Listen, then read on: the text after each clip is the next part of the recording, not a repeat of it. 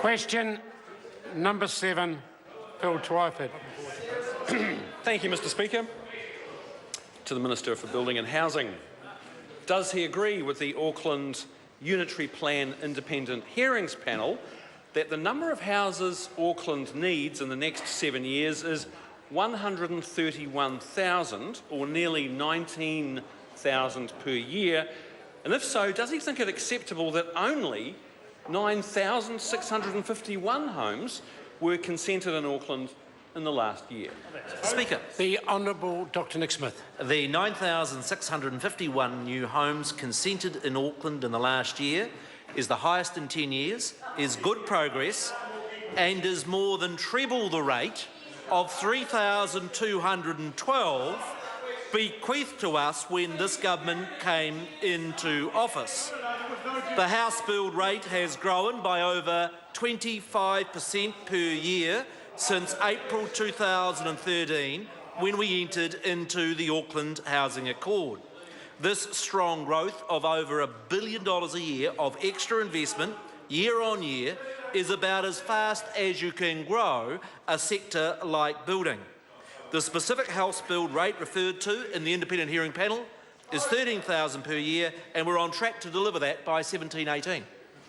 Supplementary. Supplementary question, Phil Twyford.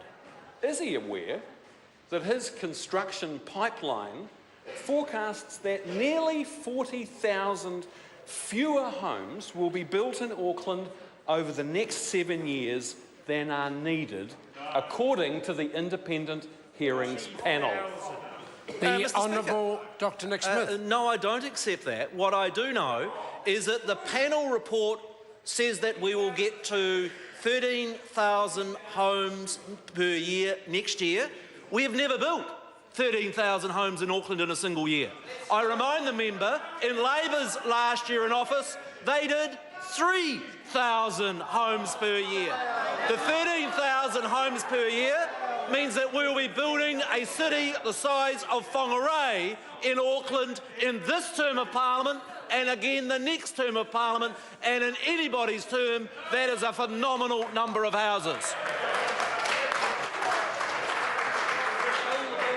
Supplementary question, Jami-Lee Ross. Supplementary to the Minister. What was the rate of house building in Auckland prior to the Auckland Housing Accord being agreed in April 2013? And what reports has he read on future growth? Couldn't hear that. Order. Would the member please repeat the question? It could not be heard because of the level of interjection. Order.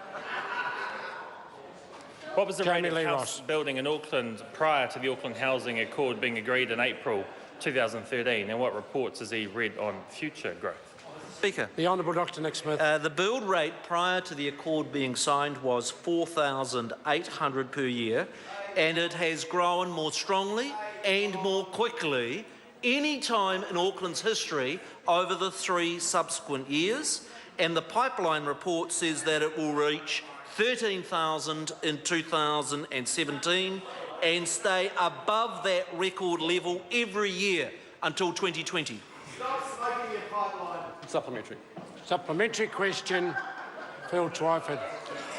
Why does he think that building 9,000 houses a year in Auckland is a record building boom when more than 12,000 a year were being built a decade ago? The Honourable Mr. Speaker. The Honourable Dr Nick Smith. Mr. Speaker, the average number of houses built in Auckland per year over the last 25 years is about 7,000. The average that was achieved in the previous government for 1 year. For 1 year in 2003. Order. There's little point in answering the question. The members aren't. Oh, Mr. Speaker. Order. No, I'm not putting up with that. Point of order, Mr. Speaker. Point of order, the Honourable Dr Nick Smith. Mr. Speaker, if you are to adopt the approach that screaming and yelling from the opposition benches means that a minister is not able to answer the question, it only encourages screaming and yelling from the opposition benches. I don't agree at all. No, I don't need any assistance. I don't need assistance. Order.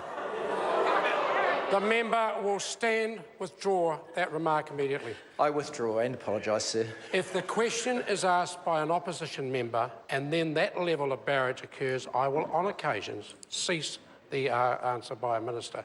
If members want to listen to the answer, the question that their own party asks, I expect them to deliver some sort of decorum and cooperation to the answer while it's being delivered. Further supplementary? I hope it's not in this matter, but I will hear. Well, it is, sir. Well, no. If it is, then order. Member will resume his seat. I have ruled that's not up for debate. If the member has a fresh point of order, I'm prepared to hear it. But if the member's simply going to relitigate where I've just been, that in itself leads to disorder, and I would deal with the matter very severely by asking the member to be leaving the chamber. Point of order, sir. The Honourable David Parker. Sir, I think the Minister makes a fair point that I agree that you have a duty to keep order. I agree that you at times have a duty to tell the opposition to be quiet, or indeed government members to be quiet. But if any member on either side of this House can frustrate the purpose of this House by being disorderly, then that runs against the purpose of question time. So, sir, I think that the ruling that you've given, I accept it in respect of this instance, but if you're trying to make a general ruling that because of disorder answers should be truncated, I think that's wrong in principle. Order. When it's a single member attempting to disrupt the proceedings by yelling and screaming from my left-hand side, that point may be absolutely valid. But when it was an orchestrated litany of barrage from a large number of front-bench members, then second-row members, that is disruptive. And I can deal with it either the way I have, which I will choose to do on some occasions, or I can deal with it more severely by asking members to leave the chamber. And they're the two options that I have, and they are the two options which I will not hesitate to use. Further supplementaries? No, I've discussed this matter quite enough. No, order. Member will resume his seat. Order. I gave the member the benefit of the doubt. I said I wasn't prepared to have the matter relitigated. The member said he wouldn't, and then rose to his feet and did exactly that. Now, if he wishes to raise a fresh point of order, I will hear it, but I warn the member, if he attempts to relitigate this matter again on this particular point of order, he will be immediately asked to leave the chamber. I cannot be clearer. Point of order, sir. First point of order, the Honourable David Parker. So when ministers answer questions either from their own side or from the other side, they're addressing the House, not the person who asks the question. And that is exactly relitigating the matter I've just dealt with. I ask the member now to leave the chamber.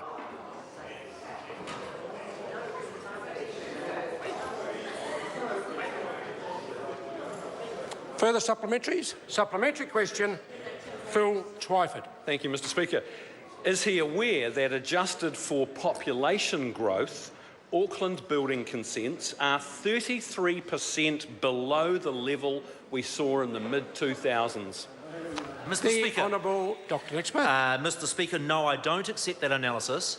What I would remind the member is that in each of the last 4 years, the rate of house construction has grown by 25% compound on each other for 4 years, and that in real terms, the amount of residential construction in Auckland right now is an all-time record.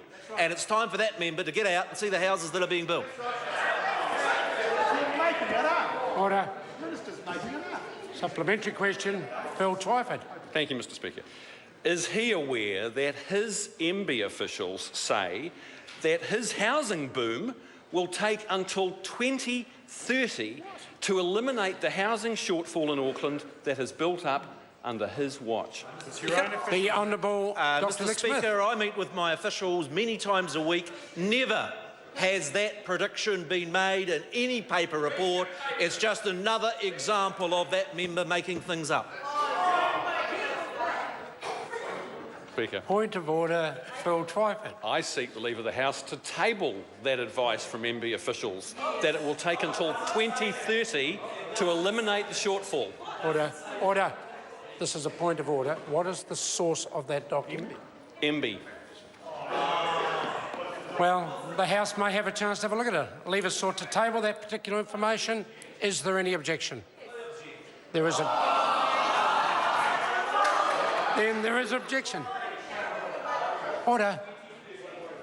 Point of order, the Right Honourable Winston. Speaker, I want to put on record the feelings of New Zealand First with respect to the treatment of the Honourable David Parker. This is a very senior, highly qualified, academically highly respected Member of Parliament, no, across the board, and when I see someone of that background being treated that way, and my colleagues said that way, we are not at all happy with it.